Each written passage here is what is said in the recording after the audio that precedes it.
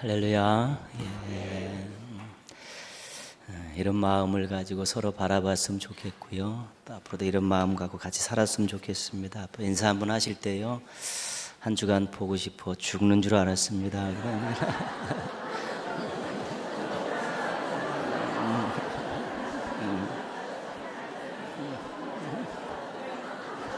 큰일 났네. 그래서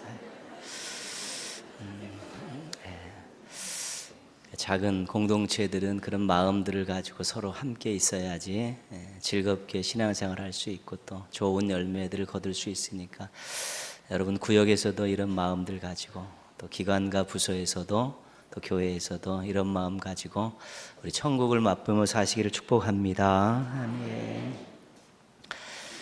심는 대로 거둔다는 말이 있습니다. 자연에 적용해 보면요, 우리가 콩 심은데 콩 나고 팥 심은데 팥 납니다. 뿌려진 씨앗에 따라 거기에 맞는 열매가 생기지 절대로 다른 것 열매 치지 않습니다. 불변하는 것이죠. 심는 대로 거둔다는 말을 인생에 한번 적용해 보겠습니다. 잠언 22장 8절 9절은 이렇게 말씀합니다. 악을 뿌리는 자는 재앙을 거두고 선한 눈을 가진 자는 복을 받으리라. 악하게 사는 사람은 그 악 때문에 거기에 상응하는 대가를 치르게 되는 것이고, 선한 일을 하는 사람은 그 선으로 인해 거기 부응하는 대접을 받는다는 것입니다. 심는 대로 거둔다는 말을 오늘 신앙에 적용해 봅니다. 오늘 7절 말씀 보시면요, 스스로 속이지 말라. 하나님은 업신여김을 받지 아니하시나니 사람이 무엇으로 심든지 그대로 거두리라.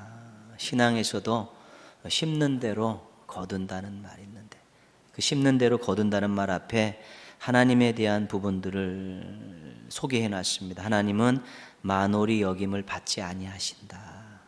사람들로부터 조롱받는 분이 아니라는 것입니다.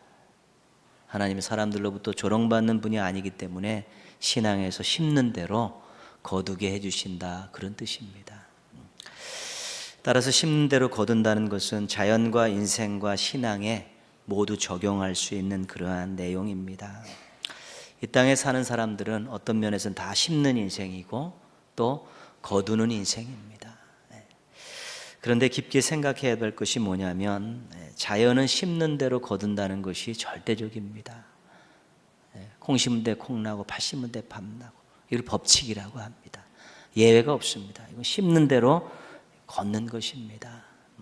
자연과 관계돼서 그렇게 되어지지 않는다는 것은 뭔가 문제가 있는 것입니다. 사과나무가 사과를 맺는 것이지요. 이거는 법칙입니다. 절대 어긋나는 일이 없이 하나님께서 정해놓으신 것이기 때문에 그대로 갈 수밖에 없는 것입니다. 근데 인생에 있어서는 좀 다릅니다. 악을 뿌린 자가 악을 거두고 선을 뿌린 자가 선을 거둬야 되는데 그렇지 않은 일이 많습니다. 악한 자들이 오히려 또 잘 되고, 또 선하게 사는 사람들이 또 잘 안 되는 일들이 우리 주변에 많이 일어납니다. 이것이 부조리한 일들인데 인생에 있어서 또 일어납니다.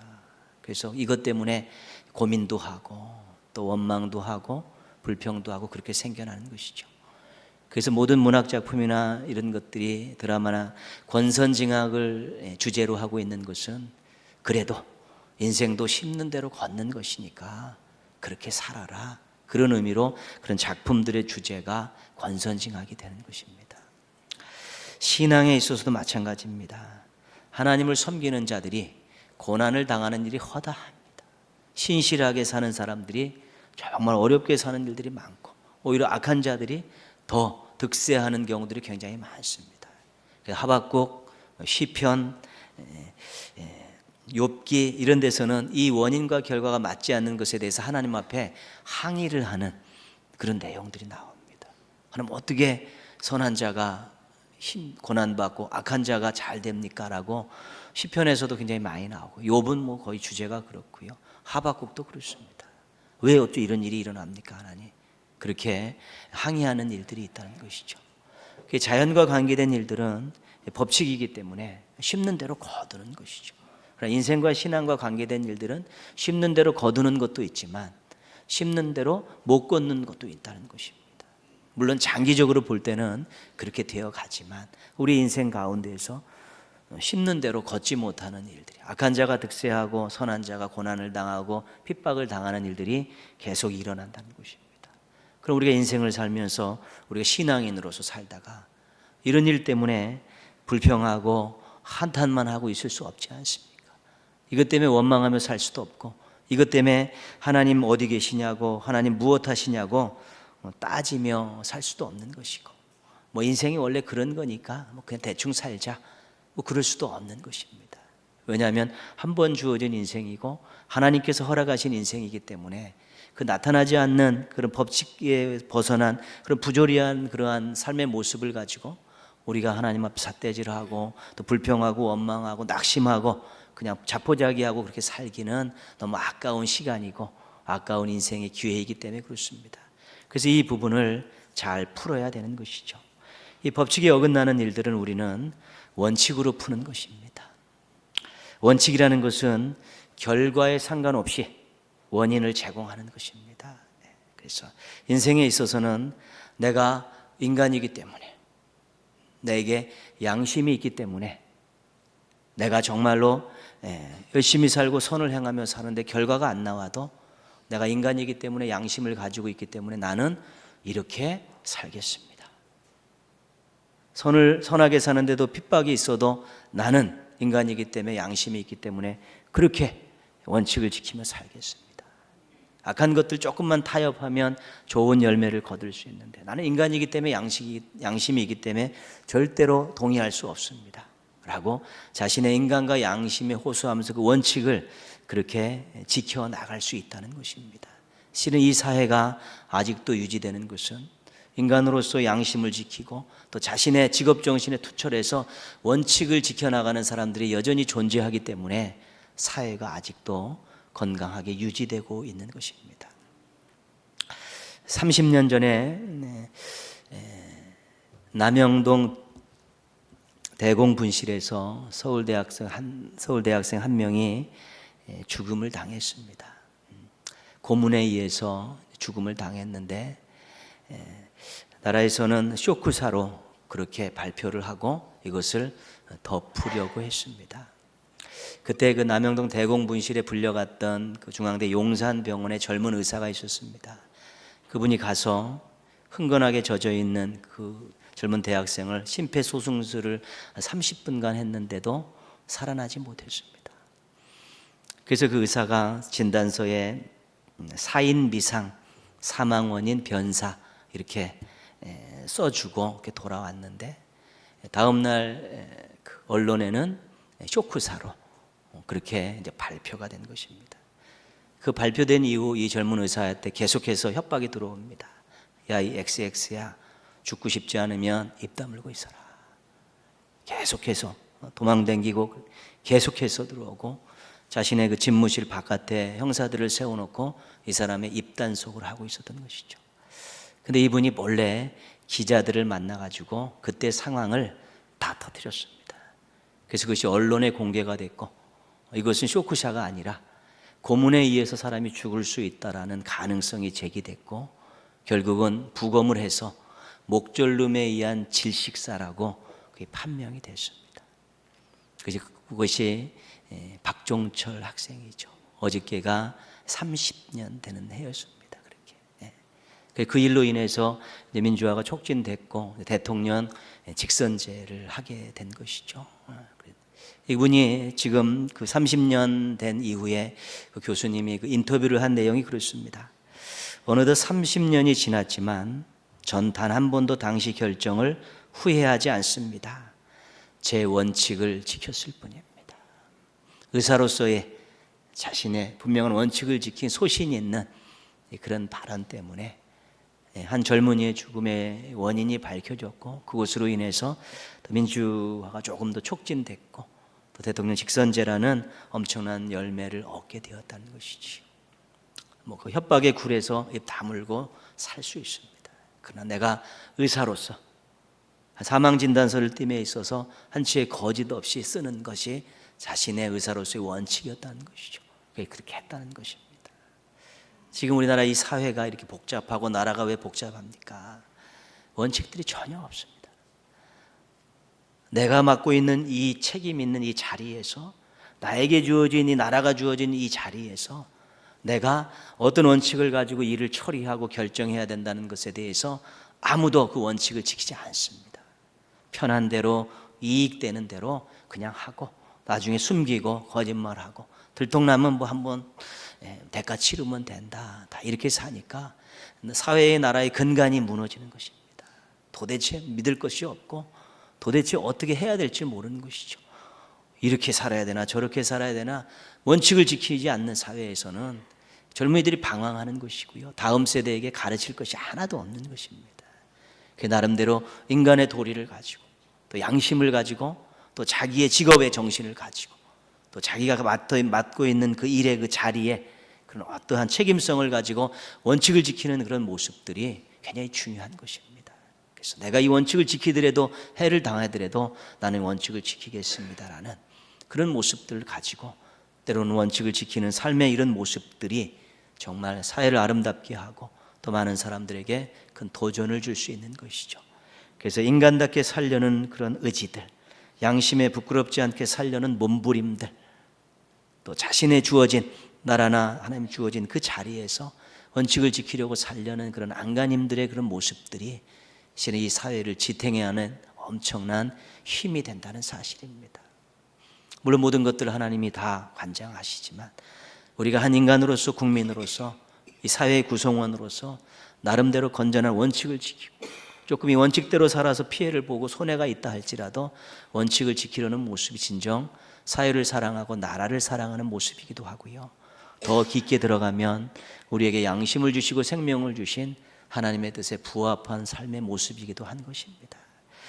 여러분 삶의 자리에서 작은 원칙들을 잘 지키십시오. 그런 것이 이 사회와 나라를 지켜가는 큰 힘이 되어지고 또 아름다운 사회와 나라를 만들어가는 또 원천이 될 수 있기 때문에 그렇습니다. 작은 원칙 지키는 사람들이 많을수록 사회와 나라는 건전해지고요. 그리고 원칙이 살아있으면 사람들이 어떻게 살아야 된다는 것에 대한 분명한 기준들이 설정되기 때문에 악한 일들이 줄어들고요. 또 원칙을 지킨 사람이 많으면 벗어나려고 하는 사람들의 시도가 점점 줄어들게 되는 것입니다. 그러면서 어둠도 사라지고 죄의 문제도 점점 줄여갈 수 있는 큰 열매가 있다는 거 기억하시고 삶의 자리에서 원칙을 지키면서 이 사회와 나라를 또 아름답게 만들어가고 우리 다음 세대들에게 좋은 또한 사회와 미래를 물려주는 우리 멋진 신앙인들 되시기를 주님의 이름으로 축원합니다. 오늘 말씀은 심고 거두는 것에 대해서 말씀하고 있는데요, 신앙과 관계된 부분이 있습니다. 8절 말씀 보시면요, 같이 한번 읽겠습니다. 자기의 육체를 위하여 심는 자는 육체로부터 썩어질 것을 거두고 성령을 위하여 심는 자는 성령으로부터 영생을 거두리라. 아멘. 육체를 위하여 심는 자는 썩어질 것을 거두고 성령을 위하여 심는 자는 영생을 거둔다. 그런 말씀이죠. 신앙의 원칙입니다. 신앙의 법칙입니다. 근데 육체를 위해 심는다는 것은 세상적인 관점을 가지고 세상을 중심으로 해서 자기를 중심으로 해서 신앙생활을 하고 주의 일을 하는 것입니다. 성령을 위하여 심는 것은 하나님 중심으로 신앙생활하고 주의 일을 하는 것입니다. 그것이 우리가 무엇을 심느냐 신앙 안에서 분명히 둘 중에 하나를 선택해야 되는 것입니다. 나 중심, 세상 중심이냐 하나님 중심으로 신앙생활하고 주의 일을 감당하느냐, 이런 것들을 이제 우리에게 요구하고 있는 것이죠. 그런데 이런 것들도 삶의 자리에 와보면 그대로 결과가 나타나지 않는 것이 많습니다.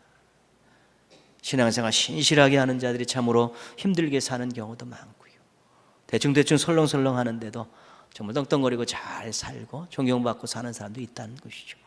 신앙 안에서도 이 법칙은 통용되지 않습니다. 원인과 결과가 많이 다르게 나오는 것이죠. 이것 때문에 하나님은 없다라고 선언하고 신앙의 자리를 이탈하는 사람도 꽤 많습니다. 하나님이 계시다면 어떻게 이런 일이 일어날 수 있느냐? 그게 마지막 신앙을 떠나는 그런 마지막 멘트입니다.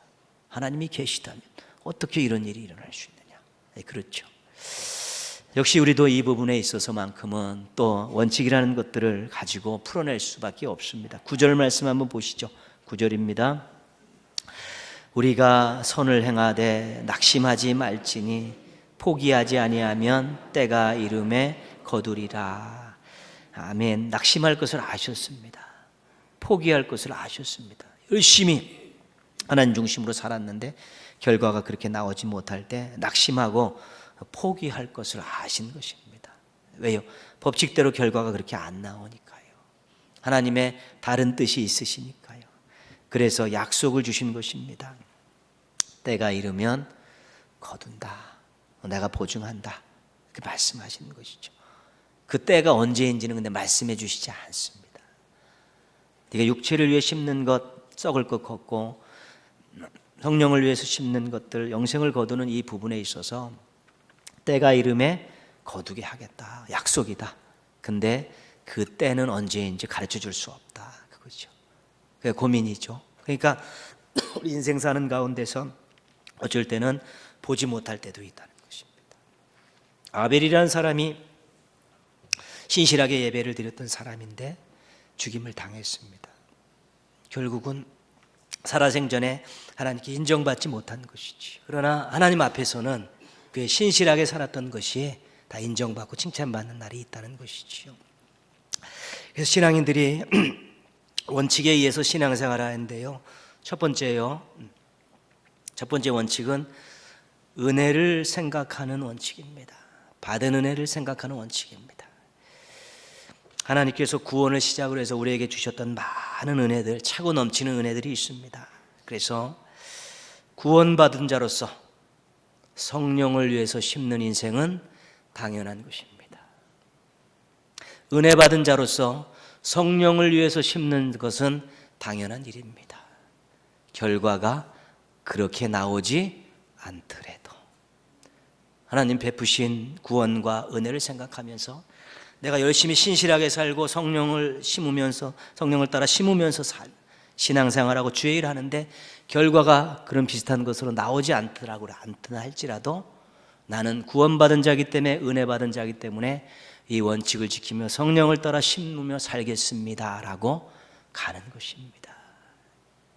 매주알 고주알 결과에 대해 따지지 않습니다. 구원받은 것으로 충분하고 은혜를 베푸신 걸로 충분하고 그 구원과 은혜, 차고 넘치는 구원과 은혜 가지고 나는 결과가 좋지 않더라도, 결과가 원하는 대로 나오지 않더라도 나는 하나님 말씀대로 삽니다. 죄와는 싸웁니다. 하나님 싫어하는 걸 하지 않습니다. 신실하게 삽니다. 열심히 달려갑니다. 이런 부분들의 원칙을 가지고 자기의 그 일에 지금의 상황에 최선을 다하는 것, 이것이 받은 은혜의 원칙입니다. 그렇게 살면요, 내가 구원받고 많은 은혜 받았는데, 그래서 감사한 마음으로 했는데 그 결과가 나에게 조금 손해가 나고 이득이 되지 않는다라고 불평거리가 없는 것입니다. 그저 구원해 주시고 은혜 베푸셔서 주님을 위해서 내가 이렇게 살고 이렇게 주의를 할 수 있는 그곳으로 만족할 수 있으면 결과에 상관없이 우리는 여전히 황소걸음으로 신앙의 길, 사명의 길 걸어갈 수 있게 되는 것입니다. 많은 주의 종들이 해외에 나가서 또 오지에 가서 복음을 전할 때요, 그들이 복음을 전하는 것만큼 대가 없습니다. 몇십 년 해가지고 한 명 걷는 분들도 있지만, 그러나 끊임없이 복음을 전하면서 핍박을 받고 도망다니면서 해를 당합니다. 그래도 그 마음속에 무엇이 있기 때문에 그 생활을 계속할 수 있는 것인가? 하나님이 나를 구원하셨기 때문에, 하나님이 나에게 은혜를 베푸셨기 때문에 내가 주님을 위해서 이 일을 하다 핍박받는 거 괜찮습니다. 구원에 감사하는 마음으로, 은혜에 감사하는 마음으로 이렇게 하는 것 당연하고요, 이 일하다가 좀 어려움 당하는 것 괜찮습니다. 받은 은혜에 비하면 아무것도 아닙니다. 받은 구원에 비하면 아무것도 아닙니다. 내가 이렇게 원칙을 지키며 살아가고 하나님 뜻 안에서 살아가는 것 당연합니다. 이 원칙을 고수하며 살면 또 새로운 은혜, 새로운 감격 속에서 고난이 고난으로 다가오지 않고 힘듦이 힘듦으로 다가오지 않는 만족한 삶을 살아갈 수 있게 되는 것입니다.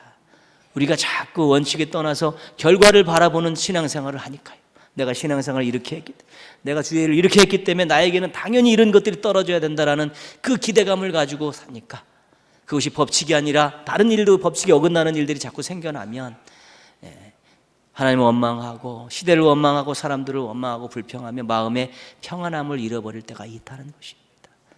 그렇기 때문에 받은 은혜를 생각하면서 내가 그래도 은혜를 받았고 구원을 받았기 때문에 이것을 하는 것이 당연합니다라는 그 원칙만 지키고 살아도 결과가 좋지 않게 나와도 우리는 그 결과에 묻혀 사는 것이 아니라 그 결과를 잘 또 수용하며 새로운 일들을 향해 나아갈 수 있는 우리 성숙한 신앙인들이 되어질 수 있게 되는 것입니다. 두 번째 원칙은 주신 약속을 생각하는 원칙입니다. 오늘 말씀에 다 나와 있습니다. 때가 이르면 거둔다. 네가 한 일 내가 기억하고 있다. 네가 눈물로 기도한 거 내가 기억하고 있고 땀 흘려 수고한 거 기억하고 있고 피 흘려 희생한 거 내가 기억하고 있으니까 때가 이름에 거둔다.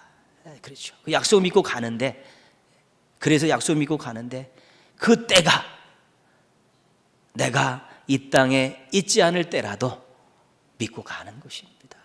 당장 내가 눈앞에 그것이 상급으로 보상으로 열매를 보여주면 좋은데 나타나지 않아도 이 열매는 반드시 나타날 것인데 하나님이 살아계시기 때문에 내 눈으로 보지 못하면 우리 자식의 눈으로 또 보게 해주실 거라는 그런 약속에 대한 믿음을 가지고 또 가는 것입니다. 그것이 왜요? 이루어지는 것은 하나님께서 도장을 찍으신 일인데 날짜를 정해주시 않은 것뿐이니까요.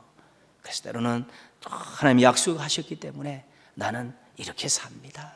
하나님 약속을 믿고 나는 이렇게 삽니다. 그 약속이 내 살아생전에 이루어지지 않고 우리 자식 때에 이루어지고 우리 손주 때에 이루어지더라도 나는 그 약속 믿고 지금 여전히 이 원칙을 지키면서 하나님 뜻대로 삽니다. 또 그렇게 살면요, 언젠가는 주어진 그 약속 때문에 본인이 누리지 못하면 우리 자식이 누린다고, 우리 후손들이 누린다는 생각 가지고 그렇게 또 원칙을 지키며 또 뚜벅뚜벅 가면 그것도 여전히 잘 지켜낼 수 있고 신앙의 평안함을 잃어버리지 않고 소망을 잃어버리지 않고 갈 수 있게 된다는 것입니다. 너무 결과에 집착하지 마십시오. 결과가 자연 법칙처럼 딱딱 떨어지는 인생 없고 신앙도 그렇지 않습니다. 그 결과에 너무 치심해서 그것 안 된다고 맨날 아웅다웅 하다 보면 힘들게 살 수밖에 없습니다. 신앙생활도 어둡게 하고요, 주의 일 하면서도 즐거움도 잃어버리고 참 그렇게 사는 것이죠. 신앙과 주의 일을 하는 사람에서 가장 중요한 것은 즐거움입니다. 나를 구원해 주신 하나님을 위해서 내가 이런 일을 할 수 있다니, 더 성숙하면 나를 위해 구원해 주신 우리 하나님 아버지를 위해서 내가 이런 고난을 당할 수 있다니, 이런 것까지 나아가야 평안함과 즐거움을 유지할 수 있는 것입니다. 근데 늘 그런 것 가지고 결과 가지고 그것이 안 됐네 됐네 그거 머리 싸매고 털고 고민하다 보니까 평안함도 잃고 즐거움도 잃고 옆에 사람도 잃고 나중에는 외롭게 이 신앙생활하고 또 외롭게 또 사명 감당하는 그런 사람들 전락할 수밖에 없는 것입니다. 구원을 생각하고 받은 은혜를 생각하십시오. 돈 주고 살 수 없는 거 받았습니다. 돈 주고 살 수 없는 거 받았고요, 그것 때문에 우리가 하나님 나라까지 갈 수 있는 모든 것들이 다 구비됐으니까 나에게 그런 엄청난 선물을 주신 또 하나님을 생각하며 그 은혜를 생각하며 이렇게 하는 것, 이렇게 사는 것, 이렇게 주의라고 헌신하는 것 당연합니다. 결과가 좋지 않아도 상관없습니다. 하나님이 도장 찍고 약속하셨습니다. 반드시 거두겠다고. 그러나 내 살아생전에 거두면 좋고 내 살아생전에 거두지 못해도 우리 자식 때에서 거두면 그것이 더 좋은 것 아니겠습니까? 자식을 위해서 그렇게 희생하며 살았는데 내가 뿌린 씨앗을 자녀들이 열매로 걷는다고 생각하면 오히려 살아생전에 그거 열매 못 보는 것이 더 행복할 수도 있지 않습니까? 또 그렇게 우리가 신앙생활하고 그렇게 헌신하게 될 때 우리도 즐겁고 또 소망도 있고 또 하나님 앞에 기쁨이 드리는 아름다운 신앙과 사명을 감당할 수 있게 되는 것입니다. 구역이면 여러분, 구역 섬기는 거 힘든 일입니다. 다 알고 있습니다. 이렇게 착착착착착착 이렇게 원하는 대로 되어지는 일이 아니니까요. 또 나름대로 다 원인도 있고 또 이유도 있고 그렇습니다. 그래서 답답하고 섭섭하고 또 막막할 때도 있죠. 법칙으로 대하면 불평하고 힘들고 나중에는 밉기도 하고 막 그렇게 가면 큰일 납니다. 그것이 원칙으로 하십시오. 하나님, 저를 구원해 주시고 또 저에게 이런 큰 은혜를 주시고 이거 맡겨주셨는데 제가 눈물로 기도하는 거 당연합니다. 가서 권고할 때 퇴짜 맞는 거 당연합니다. 또 모이지 않는 것 때문에 힘들지만 그래도 내가 여기 땀 흘려 수고하는 것, 섬기는 것 당연합니다. 그러면서 여러분 평안함과 기쁨을 잃어버리지 마십시오. 또 그 눈물의 기도가 올 한 해 구역 안에서 이루어지지 않아도 또 그 기도를 하나님이 기억하셔서 그분이 또 어디 갔을 때 또 이루어지는 그러한 소망도 가지고 있으시면 절대로 낙심하지 않고 이 사명을 잘 감당할 수 있게 되는 것입니다. 은혜를 생각하며 약속을 기억하면서 올 한 해도 열심히 섬기십시오. 결과를 보지 마시고 열심히 섬기십시오. 하나님께서 그 심었던 그 모든 섬김을 구역 안에서, 구역 식구 가정 안에서 이루어 주실 줄 믿습니다. 여러분이 당대에 못 봐도 또 그분이 또 다른 데 가서 하는 데서 꼭 볼 수 있을 것입니다.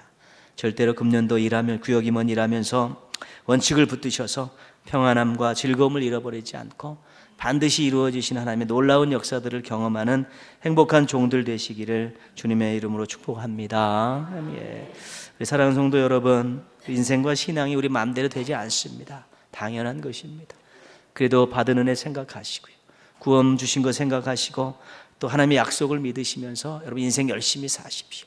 그리고 신앙생활 열심히 하고 또 여기 분들은 뭐 잘 나오지만 구역에 이렇게 잘 협조해 주십시오. 그렇게 그래서 행복을 맛보는 구역을 만드는 것도 교회를 위해 하나님의 영광을 위한 하나의 큰 일이기 때문에 그렇습니다. 그래서 우리가 법칙에 너무 묶이지 말고 원칙대로 자신의 소신을 지켜가며 하나님 뜻대로 살아가는 그런 원칙을 지켜나간다면 하나님께서 여러분의 인생을 축복하시고 걸어가는 걸음걸음마다 함께해 주실 것입니다.